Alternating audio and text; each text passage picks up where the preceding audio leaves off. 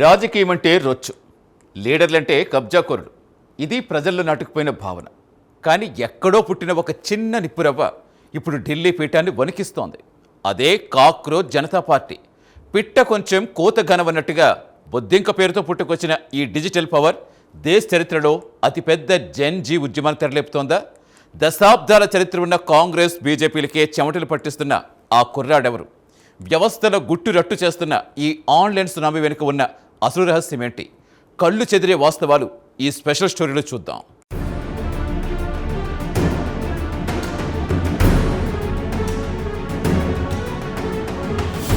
Social మీడియాలో ఇప్పుడు ఎక్కడ చూసినా ఒకటే పేరు మారుమోగిపోతోంది. అదే కాక్రోచ్ జనతా పార్టీ. ఇది ఒక ట్రెండ్ మాత్రమే కాదు, దేశంలో కొత్త తరహా రాజకీయ ప్రకంపనలకు స్పష్టంగా సంకేతాలిస్తోంది. ఒక వ్యంగ్యపు పేరిట పుట్టుకొచ్చిన ఈ వేదిక రాత్రికి రాత్రే దేశవ్యాప్త చర్చనీయాంశంగా మారింది. జెన్సీ ఉద్యమం దేశంలో మొదలు కావడానికి ఇదే నాంది అని కొందరు విశ్లేషిస్తున్నారు. యూత్ అంతా డిజిటల్ ప్లాట్ఫామ్స్ పైన ఈ కొత్త పార్టీకి బ్రహ్మరథం పడుతున్నారు. అసలు ఈ జెన్సీ అల్లరి దేనికి దారితీస్తుంది? వ్యవస్థను ప్రశ్నించే ఈ కొత్త గొంతుక వెనుక ఉన్న అసలు ఉద్దేశమేంటి అనేది ఇప్పుడు అందరి మెదళ్లను తొలిచేస్తున్న ప్రధానమైన ప్రశ్న. ఇది కేవలం ఒక ఆన్లైన్ పేజీ కాదు, యువతలోని తీవ్రమైన అసంతృప్తికి డిజిటల్ ప్రతిరూపం.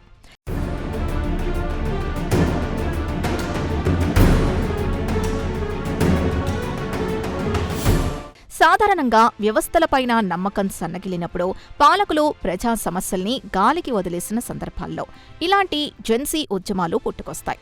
పొరుగు దేశాలైన నేపాల్, బంగ్లాదేశ్లలో కూడా మనం ఇలాంటి యూత్ రివల్యూషన్ చూసాం.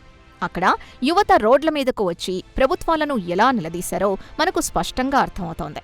ఇప్పుడు మన దేశంలో కూడా అలాంటి అలచడి రేగాలని కోరుకుంటోంది ఎవరు అనేది పెద్ద పజిల్. చదువుకున్న యువతకు ఉపాధి లేకపోవడం, చట్టాలు సామాన్యులకు ఒకలా, బడాబాబులకు ఒకలా పనిచేయడం వంటి అసమానతలే ఈ జెన్సీ ఆగ్రహానికి మూల కారణం. ప్రశ్నించే గొంతుకలను నొక్కేస్తున్న ప్రస్తుత తరుణంలో స్మార్ట్ ఫోన్ చేతిలో ఉన్న ప్రతి యువకుడు ఒక ఉద్యమకారుడిలా మారుతున్న తీరు భవిష్యత్ పరిణామాలకు ఒక హెచ్చరిక.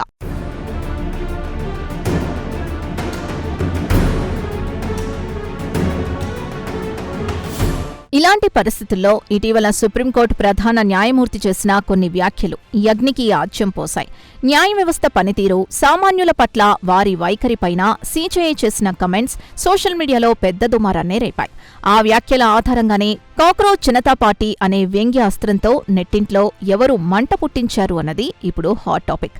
బొద్దింకల్లాంటి సామాన్యుల్ని సిస్టమ్ ఎలా అనగదొక్కుతోందో చెప్పడానికి ఈ పేరుని వాడారు. ఒక ఉన్నత స్థాయిలో ఉన్న వ్యక్తి చేసిన వ్యాఖ్యల్ని పట్టుకుని దాన్ని ఒక పాపులర్ పొలిటికల్ సెటైర్లా మార్చడం వెనుక ఒక బలమైన డిజిటల్ స్ట్రాటజీ ఉందన్న విషయం మనకు ఇట్టే అర్థమవుతోంది. ఈ ఎపిసోడ్తో జెన్సీ బలమేంటో పొలిటికల్ లీడర్లకు గట్టిగానే తెలిసొచ్చింది.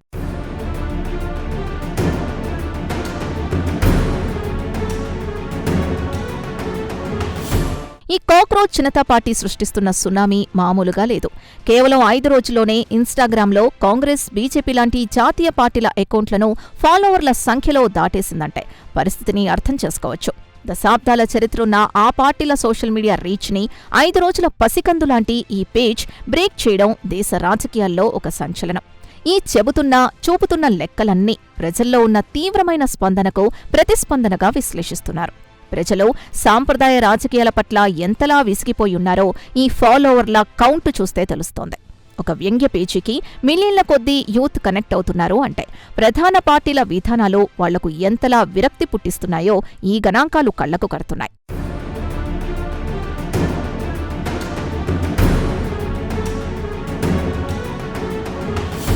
ఇంతటి డిజిటల్ అరాచకానికి తెరతీసిన ఆ మాస్టర్ మైండ్ పేరు అభిజిత్ దిప్కే. ఇతను ఎవరో సాధారణ నెటిజన్ కాదు. ప్రస్తుతం అమెరికాలోని బోస్టన్ వర్సిటీలో పబ్లిక్ రిలేషన్స్ చదువుతున్న తెలివైన విద్యార్థి. ఆన్లైన్ వేదికగా కాక్రోచ్ జనతా పార్టీని స్థాపించి దాని ద్వారా ఇండియన్ పాలిటిక్స్లో ప్రకంపనలు సృష్టిస్తున్నాడు. ఇతని బ్యాక్గ్రౌండ్ చూస్తే ఒక ఆసక్తికరమైన విషయం బయటపడుతుంది. గతంలో ఢిల్లీలో Aam Aadmi party social media టీంలో పనిచేసిన అనుభవం ఇతనికుంది. ఆ అనుభవంతోనే యువత పల్స్ పట్టుకుని వాళ్లకు కనెక్ట్ అయ్యేలా ఈ డిజిటల్ ప్రచారాన్ని డిజైన్ చేశాడు. విదేశాల్లో ఉంటూ దేశీయ రాజకీయాలపై ఇంతటి ఇంపాక్ట్ క్రియేట్ చేయడం వెనుక పక్కా ప్రొఫెషనల్ PR స్కిల్స్ ఉన్నాయన్నది కాదనలేని నగ్న సత్యం.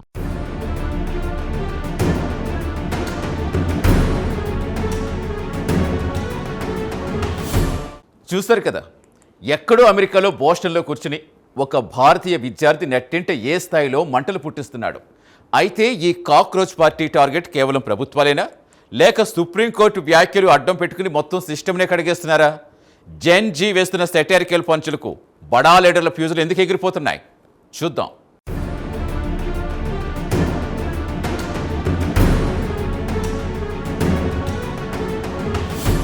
అయితే ఇప్పుడు ఉత్పన్నమవుతున్న అసలు ప్రశ్న ఏంటంటే, అభిజిత్ దీప్కే చేస్తున్న ఈ డిజిటల్ పోరాటం ఎవరిపైనా అన్నది.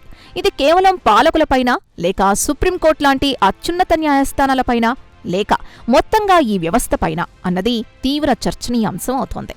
బహుశా ఈ మూడింటి కలయిక వల్ల ఏర్పడిన సామాజిక కుళ్ళును కడిగేయడానికి ఈ వేదికను వాడుకుంటున్నట్టు అనిపిస్తోంది.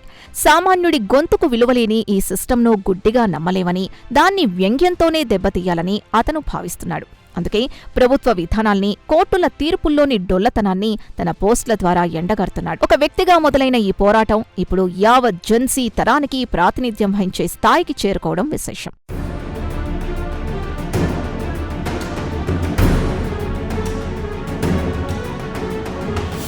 ఇక ఈ కాక్రోచ్ జనతా పార్టీలో చేరడానికి వాళ్లు పెట్టిన అర్హతలు చూస్తే నవ్వాలో ఏడవాలో తెలియని పరిస్థితి. మన సమాజంలో పేరుకుపోయిన అవినీతిని, లొసుగులను వాళ్లు క్వాలిఫికేషన్స్గా మార్చేశారు. ఈ అర్హతలు కేవలం జోక్స్లా అనిపించినా అవి 100% వాస్తవాల్ని ప్రతిబింబిస్తాయి. స్కామ్లు చేయడం, ప్రజల్ని మోసం చేయడం లాంటి లక్షణాలుంటేనే రాజకీయాలకు పనికొస్తారు అన్న సత్యాన్ని వాళ్లు సెటైరికల్గా చెప్పారు. ఇది చూస్తుంటే ఒక మంచి నాయకుడికి ఉండాల్సిన లక్షణాలు ఈ దేశంలో ఎలా కనుమరుగైపోయాయో మనకు చాలా బాధాకరంగా అర్థమవుతోంది. యువత ఈ అర్హతలని చదివి తెగ షేర్ చేస్తున్నారు అంటే మన వ్యవస్థ ఎంతలా భ్రష్టు పట్టిందో వారు ఇండైరెక్ట్గా ఒప్పుకుంటున్నారనే విషయాన్ని ఈ ట్రెండ్ స్పష్టంగా సంకేతాలిస్తోంది.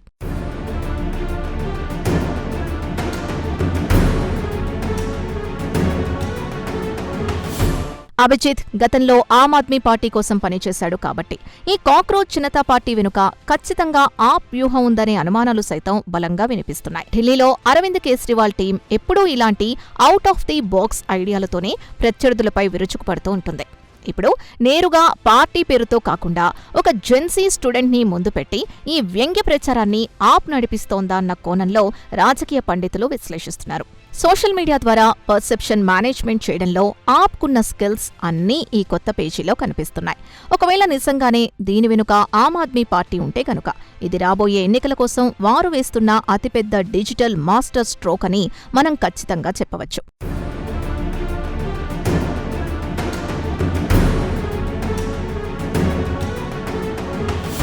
ఈ పార్టీకొస్తున్న క్రేజ్ చూసి కాక్రోచ్ జనతా పార్టీ పేరుపై కాపీరైట్స్ కోసం ఒక రేంజ్లో పోటీ పడుతున్నారు. ఒక వ్యంగ్యంగా పెట్టిన పేరుకు ఇంత డిమాండ్ రావడం బహుశా చరిత్రలో ఇదే తొలిసారి. ఇదొక ట్రేడ్ మార్క్, బ్రాండ్లా మారిపోయింది. ఈ పేరును సొంతం చేసుకోవడానికి ఆన్లైన్లో పెద్ద వార్ నడుస్తోంది. ఏ ఉద్దేశంతో ఈ పేరు పెట్టారో కానీ ఇదిప్పుడు కోట్లాది మంది యూత్కి ఒక కనెక్టింగ్ పాయింట్లా మారింది. బొద్దింక అనే పదానికి ఒకప్పుడున్న అసహ్యకరమైన అర్థం పోయి సిస్టంతో పోరాడే సామాన్యుడి సింబల్గా అది మారిపోయింది. బ్రాండింగ్లో ఇది ఒక సరికొత్త పాఠం. ఇలా ఒక సాధారణ నెగిటివ్ పదాన్ని ఒక శక్తివంతమైన పొలిటికల్ ఐడెంటిటీగా మార్చడం వెనుక ఉన్న క్రియేటివిటీ నిజంగానే ఒక అద్భుతమైన PR స్ట్రాటజీ.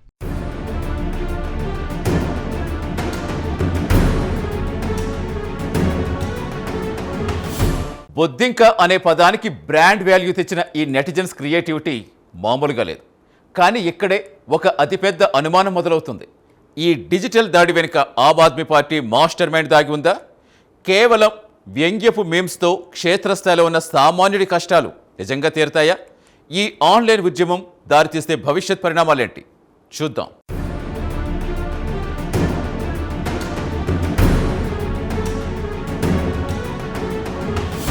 ప్రస్తుతం కేంద్రంలో అధికారంలో ఉన్న బీజేపీ పైన ఒక వర్గం యువతలో తీవ్రమైన వ్యతిరేకత ఉంది. ఉద్యోగాల కల్పన, ఆర్థిక విధానాల విషయంలో వారు అసంతృప్తితో ఉన్నారు. ఈ నేపథ్యంలో కాక్రోచ్ జనతా పార్టీ ఆ వ్యతిరేకతను కూడగట్టే ఒక బలమైన వేదికగా నిలుస్తుందా అనే చర్చ జరుగుతోంది. ఎందుకంటే ఈ పేజీలో వచ్చే పోస్టులన్నీ ఎక్కువగా కేంద్ర ప్రభుత్వ వైఫల్యాల్ని టార్గెట్ చేస్తూనే ఉంటున్నాయి. డైరెక్ట్గా పార్టీల మీద పోరాడే కంటే ఇలా మీమ్స్, ట్రోల్స్ రూపంలో చేసే అటాక్ జనాల్లోకి చాలా వేగంగా వెళుతుంది. అధికార పక్షానికి ఈ పరిణామం ఖచ్చితంగా మింగుడుపడని విషయమే. ఏదేమైనా తమ అభిప్రాయాల్ని వ్యక్తపరచడానికి జెన్సీ ఎంచుకున్న ఈ సరికొత్త ఆయుధం భవిష్యత్తులో ప్రధాన ప్రతిపక్షాల కంటే కూడా ఎక్కువ ఇంపాక్ట్ చూపే అవకాశం స్పష్టంగా కనపడుతోంది.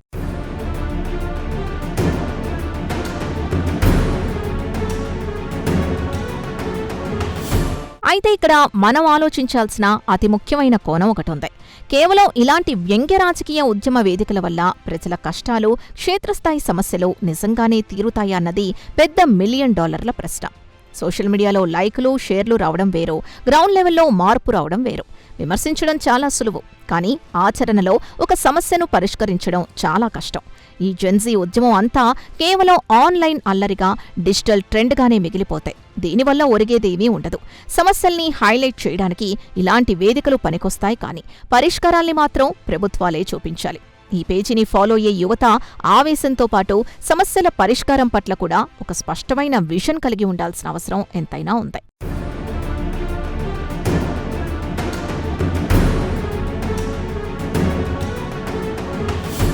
ఏదేమైనా ఈ మొత్తం వ్యవహారం చూస్తుంటే ఒక సామెత గుర్తొస్తోంది. చేతులు కాలేక ఆకులు పట్టుకున్నట్లు.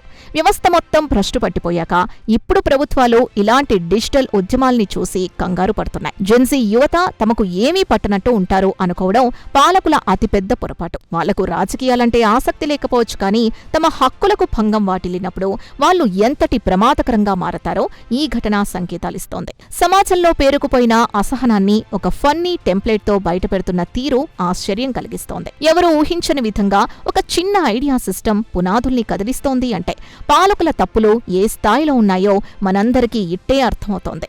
దీన్ని మేధావులు సైతం తీవ్రంగా విశ్లేషిస్తున్నారు.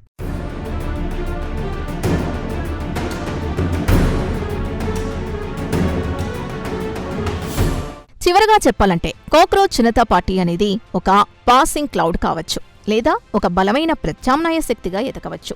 కానీ కుక్క కాటుకు చెప్పుదెబ్బ అన్నట్లు రాజకీయ నాయకుల అహంకారానికి, వారి అడ్డగోలు విధానాలకు జెన్జీ యువత తమ డిజిటల్ పవర్తో ఇచ్చిన గట్టి కౌంటర్ ఇది. ప్రతిపక్షాలు చేయలేని పనిని ఒక విద్యార్థి తన ల్యాప్టాప్ ముందు కూర్చొని చేస్తున్నాడు అంటే మన ప్రజాస్వామ్యంలో మార్పు ఎంత అవసరమో అది తెలియజేస్తోంది. ఈ ఆన్లైన్ అలజడి రేపు ఆన్లైన్ ఉద్యమంగా మారితే ఈ దేశ ముఖచిత్రమే మారిపోతుంది. సమస్యలు ఈ ఒక్క పేచీతో తీరకపోవచ్చు, కానీ ప్రశ్నించే ధైర్యాన్ని మాత్రం ఇది కోట్ల మందికి పంచుతోంది. మున్ముందు ఈ కాక్రోచ్ ఎఫెక్ట్ భారతీయ రాజకీయాల్ని ఇంకెన్ని మలుపులు తిప్పుతుందో వేచి చూడక తప్పదు.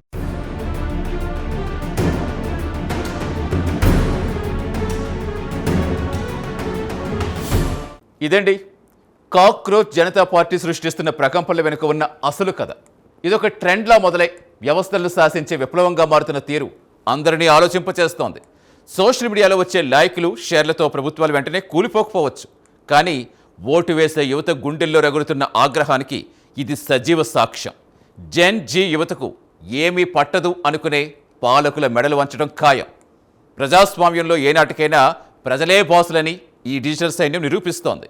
ఇది కేవలం ఆరంభం మాత్రమే. అసలు ఆట ముందుంది.